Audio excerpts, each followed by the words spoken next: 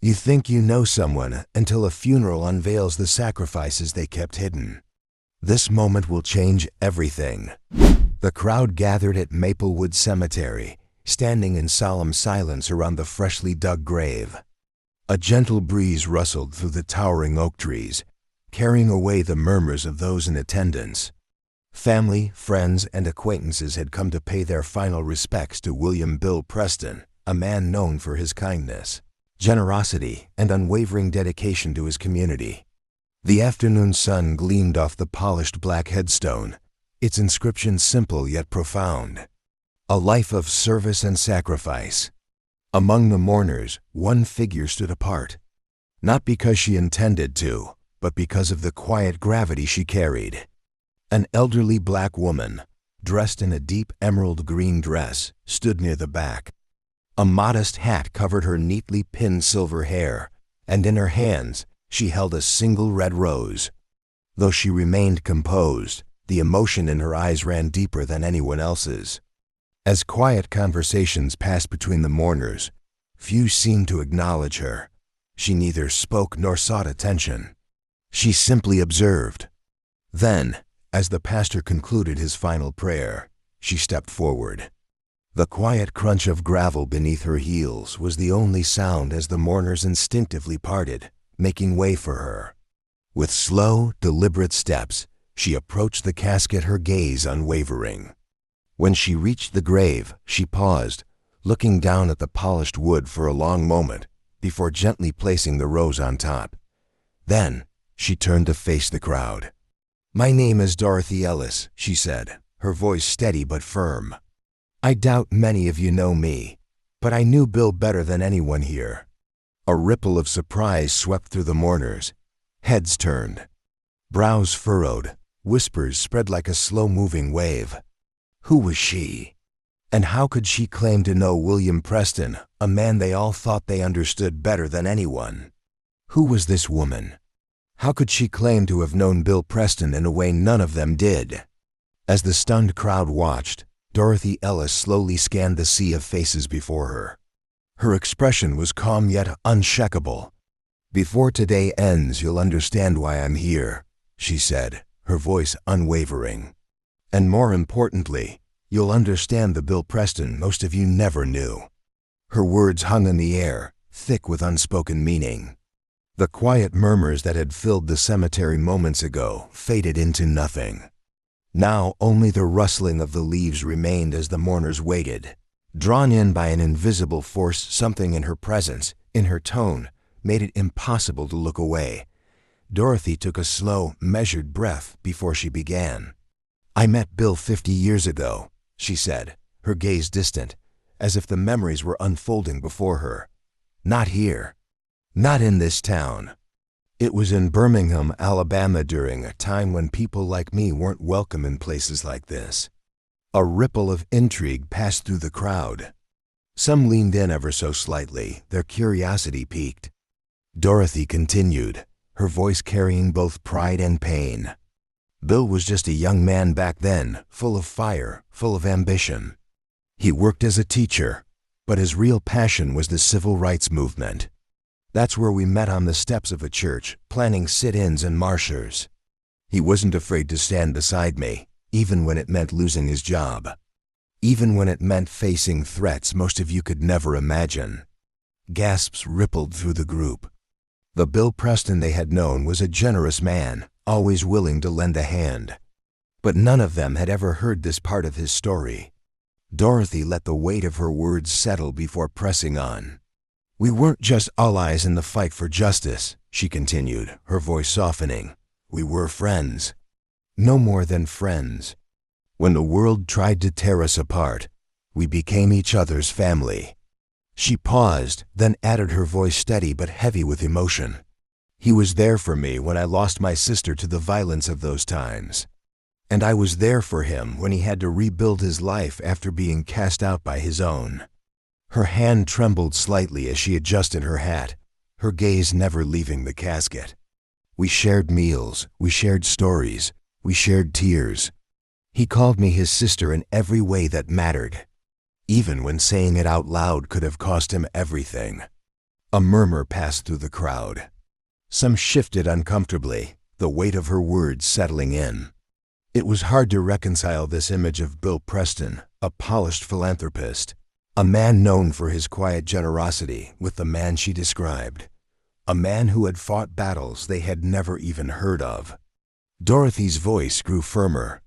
"What I'm telling you isn't just about the past," she said, scanning the crowd, letting the silence stretch just long enough. "It's about the man he became because of those struggles." Her hands clenched tightly around her purse, her expression unyielding. "I didn't just survive those times, we fought through them. But that fight came with a price. It left scars on both of us, scars most of you will never see." She let her piercing gaze sweep across the mourners, as if daring anyone to look away. In 1967, Bill lost his job for attending a march in Selma. The school board called it unbecoming conduct. A stunned hush fell over the crowd. Some exchanged glances, their faces filled with disbelief. But Dorothy wasn't finished. We all knew what it really was, retribution. Her voice was unwavering. Bill never told anyone here about it, because he didn't want pity. Instead, he packed up what little he had and moved into a tiny one-bedroom house on the south side of Birmingham. That's where he lived, scraping by on tutoring gigs. Never once abandoning the fight. Her voice cracked slightly as she continued. "When my own home was firebombed for hosting meetings, it was Bill who showed up in the dead of night with his car. He didn't hesitate. He didn't ask questions. He just got me and my 2 nephews out, knowing full well the risk." Dorothy turned back to the casket, her expression softening. That's who Bill was. Not the polished man in a tailored suit that most of you remember, but a man who walked through fire for the people he cared about. The crowd stood in stunned silence, their eyes fixed on her as she reached into her purse and pulled out a folded piece of paper. She held it up. "This," she said, "is a letter Bill wrote to me in 1972. I want to read just one part." With great care, she unfolded the letter. Her hands shook not from nerves, but from the weight of what it meant. Taking a breath, she began to read, her voice trembling but clear. "Dorothy, you are the sister I chose when life gave me none. We have shared burdens no one should bear, but I would carry them again for you, without question. You remind me every day that love is not about blood. It's about who shows up when the world turns its back." Her voice broke on the last line. She paused, taking a moment to regain her composure. The crowd, which had stood so still before, now shifted visibly. Some dabbed at their eyes. Others stared at the ground, their expressions heavy with something deeper than grief-shame. Shame for never knowing this side of Bill Preston, the man they had come to honor. Dorothy carefully folded the letter and held it close. "Bill never turned his back on anyone," she said. "Not even when it cost him everything." She let the silence stretch, the weight of her words pressing on the group like a thick, unshakable fog. Then, her voice grew sharper. "And yet, how many of you here knew any of this? How many of you cared enough to ask?" No one spoke. As the truth of Bill's sacrifices settled in, Dorothy revealed something even more profound, something that would not only redefine his legacy, but shake the foundation of everything they thought they knew about him. The air felt heavier as she pressed on, her words laced with both sorrow and defiance. "There's one more truth about Bill," she said, scanning the crowd. "A truth none of you would have guessed. But it's the truth that shaped everything he stood for." The mourners tensed, hanging on her every word. Dorothy took a steadying breath. Bill didn't just fight for others. He fought a battle no one could see. She let that sink in before continuing. For years, he hid the fact that he was supporting a child, a son he could never openly claim. Because of who the mother was, a collective gasp rippled through the crowd. People exchanged stunned glances, their disbelief thick in the air. But Dorothy wasn't finished. Her sharp gaze swept across the mourners, daring anyone to look away. His son, Michael, was born to a woman Bill couldn't marry, not in those days, Not in that place. The boy was black like me, and Bill was forced to keep it quiet, for fear of what it would do to his career, his reputation, and his standing in certain circles. The whispers grew louder now, hushed voices filled with shock. Dorothy stood firm. "I was there when Michael was born," she said softly. Dorothy's voice softened, but her words carried an unshakable weight. "And Bill made sure that boy never went without." She looked out at the stunned faces before her. "He paid for his schooling, wrote letters every single week, and visited whenever he could. Always under the cover of darkness.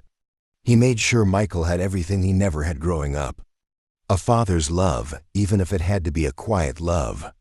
Tears welled in her eyes, but her voice remained steady. Then, she said something that made the entire crowd hold their breath. "And Michael, the son you never knew existed, is here today." A hush fell over the mourners as a tall man stepped forward from the back of the crowd. His presence was commanding, his broad shoulders and quiet dignity giving him an air of strength. But it wasn't just that. It was his face. The resemblance to Bill Preston was unmistakable. The crowd turned to stare, their shock rendering them silent. Michael walked up to Dorothy, his movements deliberate yet full of emotion. When he reached her, he gently placed a hand on her shoulder. "Thank you," he said quietly, his voice thick with emotion.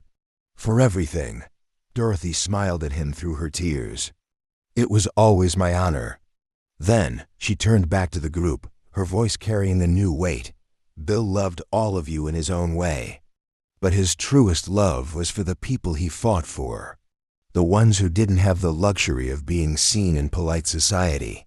That's why I'm here today. To make sure you know the real man behind all the accolades." The silence that followed wasn't just shock. It was reflection, a reckoning. The truth had been hidden in plain sight all along. But before the mourners could fully process what they had just learned, Dorothy had one final story to share. A moment of bravery, one that would define Bill Preston's legacy forever. The crowd stood frozen, the weight of her words pressing down on them like a blanket too heavy to shake off. The quiet murmurs that had filled the cemetery earlier were gone, replaced by a deafening stillness. All eyes were on Michael, who stood tall and resolute beside Dorothy. His very presence was a living testament to the secrets Bill had carried. Near the front of the group, an older man cleared his throat, his voice breaking the silence. I never knew." He stammered, his voice barely above a whisper. "Bill never said a word about any of this." Dorothy's gaze softened as she looked at him. "He wasn't the kind of man to seek praise for doing what was right," she said gently. "But make no mistake, he carried the weight of these sacrifices every single day." A middle-aged woman, her face streaked with tears, hesitated before stepping forward. "I remember him helping my family when my father lost his job," she said quietly. "I thought I understood his kindness, but now it feels so much deeper." Dorothy nodded, her voice steady yet full of emotion. "Bill didn't give out of convenience. He gave because he knew what it meant to go without, and he never wanted anyone else to feel that same pain." The group stirred, shifting uneasily. Fragments of their own memories of Bill Preston bubbled to the surface. Each story shared painted a picture of a man whose generosity and strength weren't just acts of goodwill, but the result of a life few of them had ever truly understood. But it wasn't just the memories that filled the air, it was the guilt. Many in the crowd were beginning to realize. They had only known the polished version of Bill Preston. The man in the suit, the man with the easy smile. The man who had worn his success like a shield, protecting the truth of his struggles. A young man near the back finally spoke, his voice trembling with emotion. "It's not fair," he said, his hands clenching into fists. "He deserved to be celebrated for everything. Not just the parts we wanted to see." Dorothy turned to him, her expression softening. "You're right," she said. But Bill wasn't a man who cared about credit. He cared about impact. And his greatest legacy isn't the plaques on the walls or the accolades in your programs. It's the lives he touched, yours, Mine and Michael's. Michael stepped forward then, his voice low but firm. My father always told me, he said, that the measure of a person isn't what they leave behind in things. It's what they leave behind in people.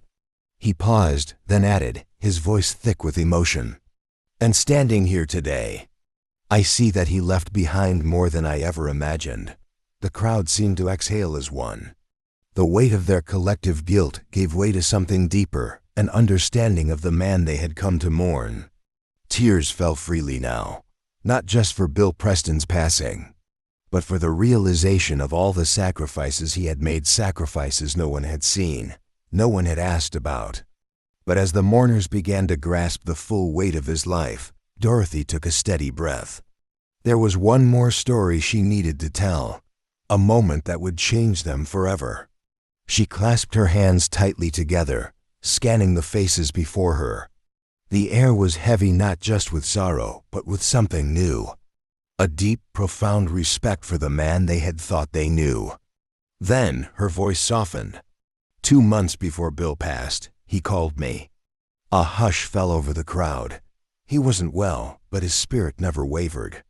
He told me he was setting up something. Something not for himself, not for his estate, but for the children in this community. Children whose parents struggle to make ends meet. Children who deserve opportunities, but are so often overlooked. The mourners stirred, their faces reflecting a mix of surprise and awe. Dorothy continued, her voice breaking slightly. He knew he wouldn't live to see it come to life. But that didn't matter to him. What mattered was planting the seed, making sure it would grow long after he was gone. Michael stepped forward then, his voice steady and resolute. That trust is real, he said firmly. It's already been established. It's going to provide scholarships, after-school programs, and mentorship for kids in need. My father wanted his life to mean something, not just to the people he knew, but to the generations that would come after him. Dorothy looked around, meeting the eyes of each mourner. That was Bill's greatest gift, she said. He didn't need recognition. He didn't need applause. She paused, letting the weight of her next words settle over them. He just needed to know. He had made a difference. He had done his part to make the world a little better.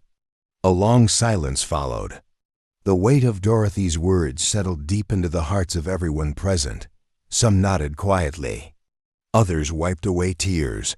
A few simply stood still, lost in thought. Dorothy placed her hand gently on the polished headstone, her voice growing softer but no less resolute.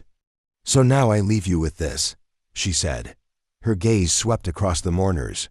How will you be remembered? Not for the things you had, not for the titles you earned, but for the lives you touched and the love you gave. She turned back to the crowd, her expression kind but unwavering. If there's one lesson Bill left behind, it's this. A true legacy isn't carved into stone. It's written in the hearts of those you lift up.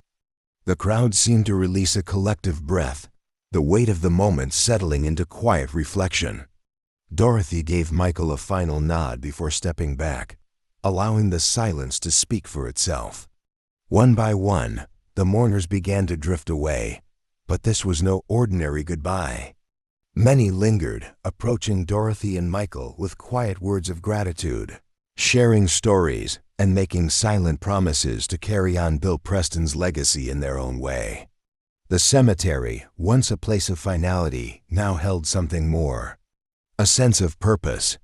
A reminder that the greatest impact we leave behind isn't measured in wealth, status, or accolades, but in the lives we touch and the kindness we give.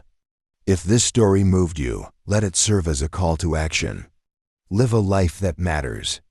Be the reason someone's path is a little lighter.